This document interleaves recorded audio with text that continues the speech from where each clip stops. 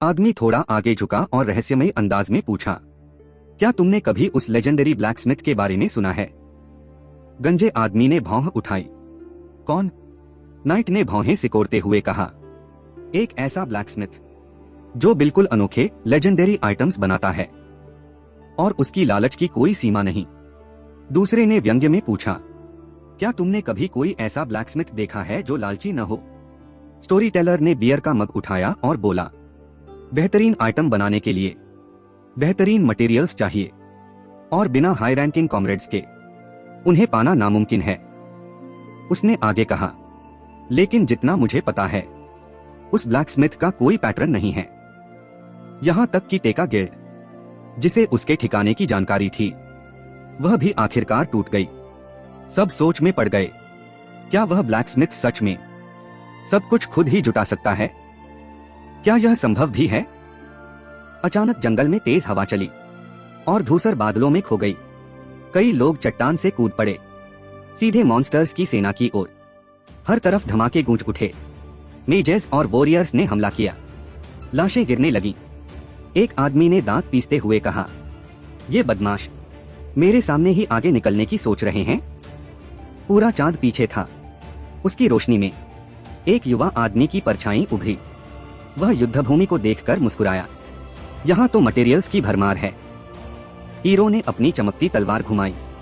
जमीन उसके वार से फट गई। सबसे बेहतरीन स्वॉर्ड्समैन? या शायद नहीं। एक काले बालों वाला युवक आगे बढ़ा।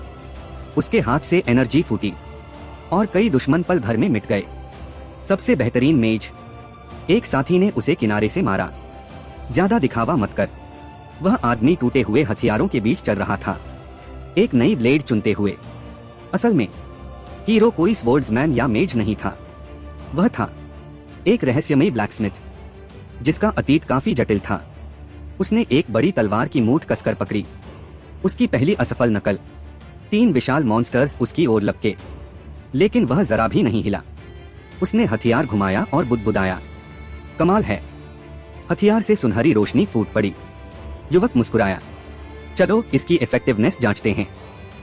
एक जबरदस्त वार और मॉन्स्टर्स पल भर में उड़ गए। Cork island dungeon level 4।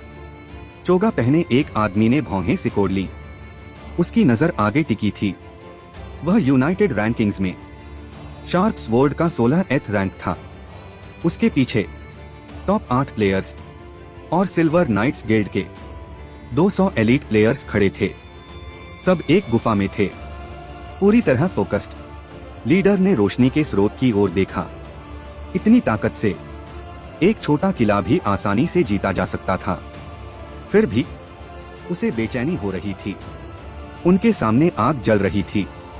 वे उस बॉस मॉन्स्टर का इंतजार कर रहे थे जो हर 2 हफ्ते में प्रकट होता था। पास खड़ा वॉरियर चिल्लाया, लीडर, सिर्फ 4 मिनट बचे हैं। आदमी ने सोचा, हम सच में काफी मजबूत हो गए हैं। तभी एक सोल्जर ने दूसरी ओर देखा। लीडर, एक इंट्रूडर दिखाई दिया है। सबने गुफा के प्रवेश द्वार की ओर देखा।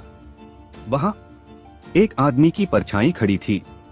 वॉरियर्स हैरान थे, इतना कमजोर आदमी यहाँ कैसे? लीडर ने ध्यान से देखा। उसके पास कोई आइटम नहीं था सिवाय एक क्लोक के। फिर भी वह नीचे की डिफेंसिव ट्रूप्स को सीधे पार कर आया था। लीडर को पसीना आ गया। क्या यह कोई ट्रेंड असैसिन है? लेकिन उसने तुरंत यह ख्याल झटक दिया, कोई असैसिन इतनी आसानी से खुद को उजागर नहीं करता। तभी एक नाम दिखाई दिया, ग्रिड। लीडर चौंक गया। सिस्टम उस नाम के किसी यूजर को पहचान नहीं पा रहा था। मतलब वह प्लेयर ही नहीं था।